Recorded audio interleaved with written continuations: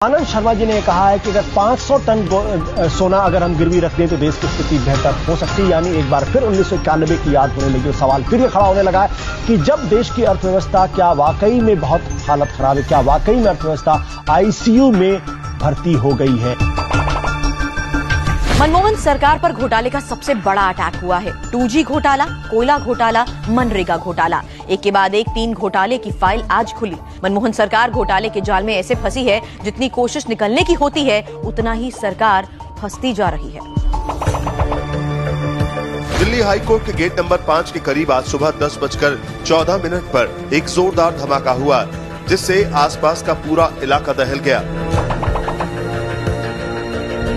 मैं आपकी स्टेट को चैलेंज करता हूं कि इन 20 साल में वो एक एविडेंस देंगे कि जम्मू कश्मीर लिबरेशन फ्रंट को पॉलिटिकल मूवमेंट के बगैर वायलेंस के साथ किसी किस्म का ये एक एविडेंस मैं आपको देता हूं एविडेंस।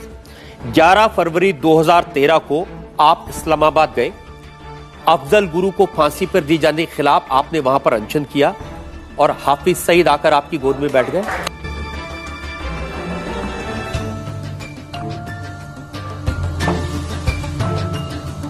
हमने वजीर आजम से बात करी, हमने सोनिया गांधी जी से बात करी। सोनिया गांधी जी को उस हादसे की हमने तस्वीरें दिखाई तो उनके आंसू फूट पड़े और उन्होंने हाथ जोड़कर कहा कि ये तस्वीर मुझे मत दिखाओ, फौरन जाओ वजीर आजम से बात करो। सुप्रीम कोर्ट में अयोध्या मसले की सुनवाई को अगले लोकसभा चुनाव तक टालने की दलील देने के बाद सुन्नी वक्फ बोर्ड के वकील कपिल सिब्बल चौतरफा घिरते दिख रहे हैं। पीएम मोदी और बीजेपी के हमले के बाद अब उस सुन्नी वक्फ बोर्ड ने ही सिब्बल से किनारा कर लिया, जिसका पक्ष रखते हुए उन्होंने सुप्रीम कोर्ट में दलील दी थी। मोदी सब अपनी बात कहते हैं साहब किसी ने नहीं किया, बहुत कोशिश की, उन्हीं के बीजेपी ने भी कोशिश की, कुछ नहीं हुआ। अब मोदी साहब क्या कर लेंगे? अब 370 की बात करते हैं, वो कभी भी अगर वो 10 दफा भी हिंदुस्तान के प्राइम मिनिस्टर बनेंगे वो 370 को नहीं छू सकती।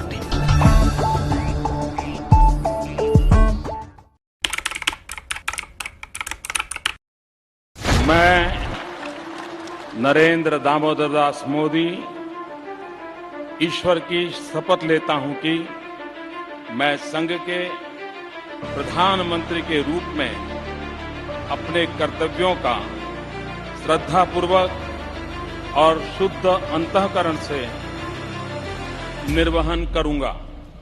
कृषि हो, उत्पादन हो, सर्विस सेक्टर हो, खनन हो, भारत हर तरफ से बढ़ भी रहा है। भारत की अगर अर्थव्यवस्था की बात करें तो बड़े देशों की तुलना में भारत तेजी से आगे बढ़ भी रहा है और दुनिया भर में अब ये कहा भी जा रहा है कि इस मंदी से भारत दुनिया की मदद कर भी सकता है। कांग्रेस सांसद धीरज साहू के ठिकानों से आयकर विभाग की टीम ने अब तक 300 करोड़ रुपए बरामद किए हैं और ये आंकड़ा कहा जा रहा है कि अभी और बढ़ सकता है, क्योंकि धीरज साहू के ठिकानों पर नोटों की गिनती लगातार जारी है। भारतीय सेना ने सर्जिकल स्ट्राइक्स कल उन लॉन्च पैड्स के ऊपर किए हैं।